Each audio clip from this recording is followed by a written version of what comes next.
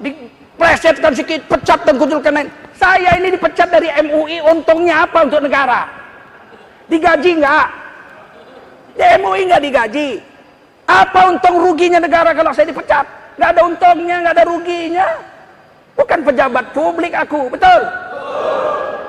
Emang otak kalau udah kebanyakan di sepsi tank begitulah.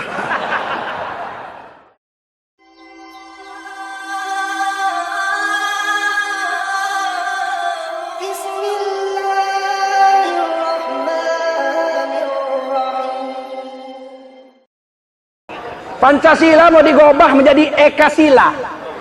Ekasilanya itu gotong royong. Yang mau mengubahnya itu bukannya diusut, bukannya dipecat, malah keluar tagar, pecat tengkujurkan lain dari MUI. Memanglah kalau masih ada Rinto, kuadukan sama Rinto. Cocok lagumu bang, memang sontoloyo kali orang itu. Orang Islam terpengaruh pula, itulah orang Islam itu tak cerdas main politik. Di masjid bahas politik, jangan bahas politik. Akhirnya kita bodoh soal siasah. Harus cerdas kita berpolitik. Itu pengalihan isu. Yang perlu dipecat orang yang mengusulkan Pancasila menjadi gotong royong. Itu hanya hidup di masyarakat agraria, nanam padi.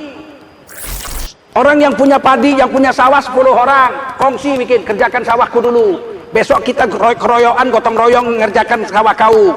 Besok ke sawah dia, sawah. Nggak dibayar. Supaya semua sawah beres. Kalau dikerjain sendiri kan susah. Maka gotong royong. Gotong royong itu cuma untuk masyarakat pertanian. Itu pun zaman kuno. Kalau zaman sekarang nggak perlu pakai traktor. Nanam pakai traktor. Nyangkol pakai traktor. Manen pakai traktor. Gini. Keluar jadi padi.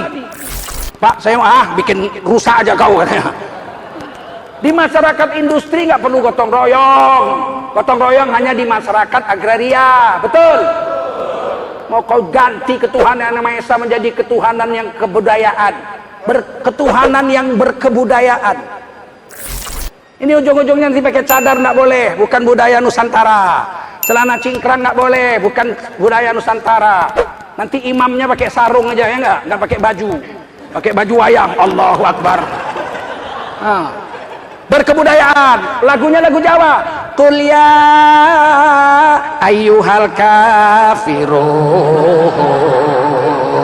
la a'budu ma ta'budun.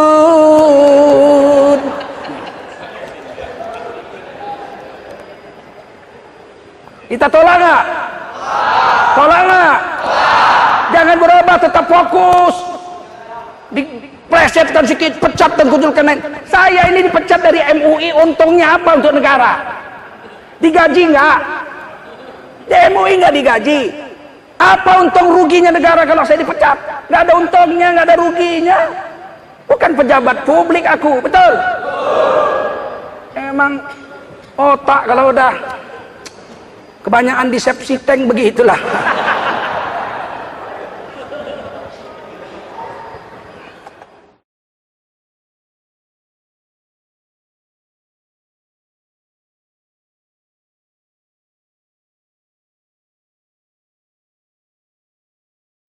Mereka punya alat untuk menghancurkan umat Islam.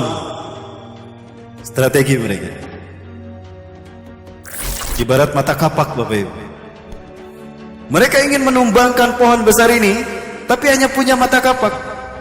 Yang kalau mereka nekat memegang langsung dengan tangan mata kapak tadi, lalu dipukulkan ke pohon, yang tumbang pohonnya apa tangannya? Tangannya, Bapak Ibu. Maka mereka membuat strategi. Ini pohon banyak rantingnya. Ranting itu cocok kalau dibikin pegangan kan?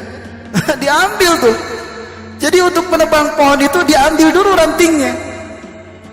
Dibikin jadi pegangan, kampak ya. Dipukulkan ke pohon yang akan ditumbangkan. Tumbang tidak pohonnya? Begitulah strategi mereka menghancurkan umat Islam hari ini. Gak mungkin umat Islam Indonesia ini diserang langsung. Bangkit mereka. Jumlah mereka mayoritas. Lihat komando 411212. Kumpul semuanya di Jakarta. Betul? Ada strateginya tadi. Ambil orang Islam yang bisa dibeli iman Islamnya dengan pangkat, dengan jabatan, dan dengan triliunan. Cuci otaknya, Pak. Udah tercuci brainwashing, masukkan ke tubuh umat Islam. Tuh lihat, banyak nama mereka.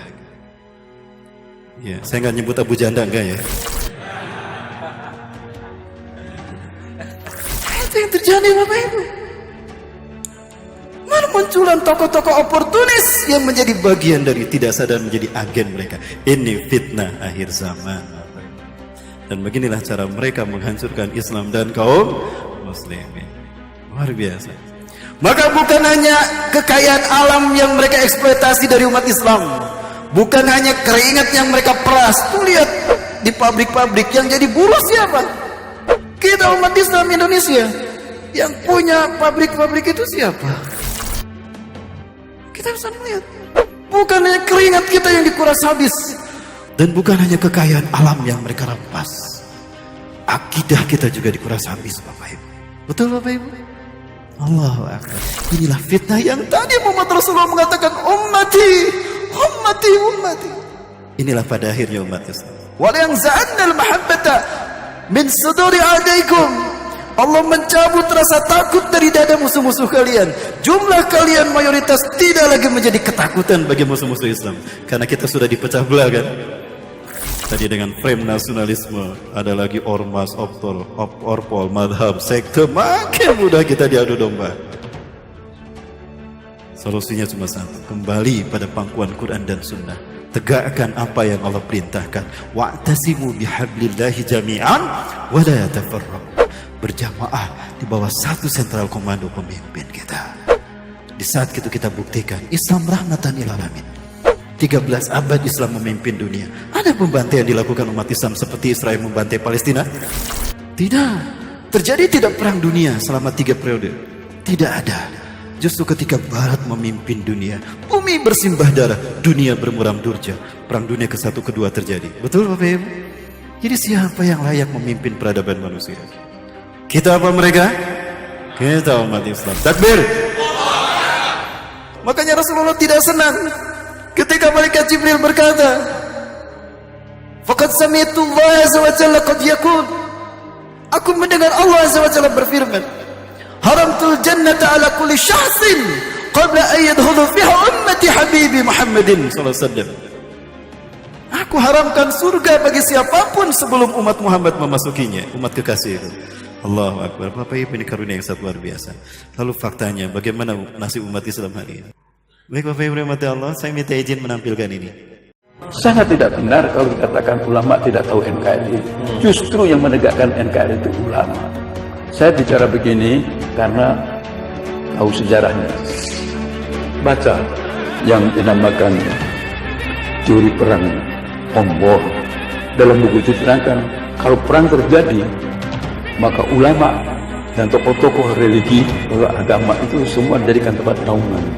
Tapi bila perang sudah selesai, Karl Clausewitz mengatakan, maka semua orang meninggalkan orang-orang yang pernah membuat kita berani di tengah kekacauan, perangan yang uncertain time. Ada waktu yang tidak bisa dipastikan kapan berhenti.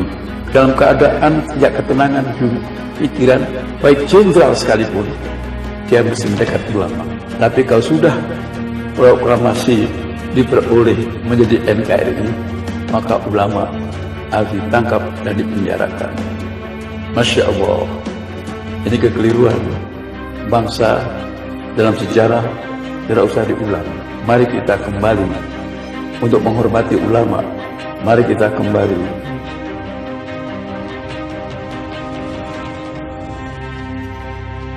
membela ulama.